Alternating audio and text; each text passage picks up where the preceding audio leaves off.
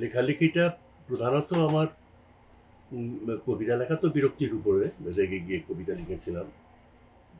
একদম ভালোবাসার কবিতা না, একদম রেগে মেগে কবিতা। প্যাটিস লুমুমা মারা যাওয়ার পর তার স্ত্রী ওখানকার রেওয়াজ অনুযায়ী বুকের কাপড় ফেলে দিয়ে সমাধি গমন করছিলেন, এবং আমি তখন ইউনিভার্সিটির ছাত্র, খুব অপমানিত বোধ করে রেগে মেগে কবিতা লিখেছিলাম একটা। এবং এরপর শুধু মানে আফ্রিকা না, স্বদেশ আমার একটা প্রিয় প্রসঙ্গ, বাঙালি মুসলমান আমার অত্যন্ত প্রিয় প্রসঙ্গ, এবং বর্তমান বাংলাদেশ, বাংলাদেশের মানুষ।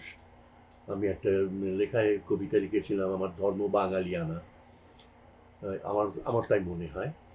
এবং সব কিছু মিলিয়ে এগুলোই আমি, এবং স্বাভাবিকভাবে এর সঙ্গে যুক্ত, বাংলাদেশের সঙ্গে যুক্ত, হাজার বছরের বাংলাদেশ, বর্তমান বাংলা।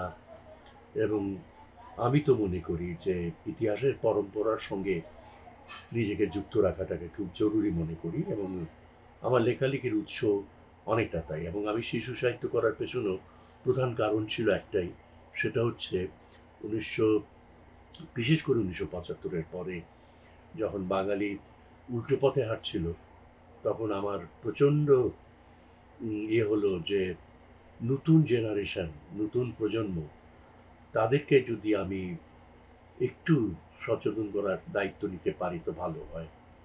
এবং যতটুকু পেরেছি করেছি। আমি নিজে শিশু সাহিত্যিক না, ইতিহাসবিদ না, বা তবুও অনেক সময় নিজের ওই এনসাইক্লোপিডিয়া থেকে, বিভিন্ন বই থেকে ঘেঁটে ঘুঁটে ওদের জন্য লেখা।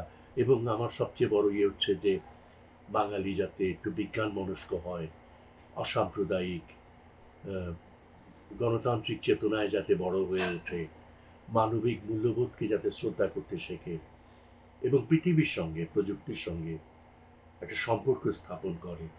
এই সম্পর্ক স্থাপনটাকে আমি খুব জরুরি মনে করি।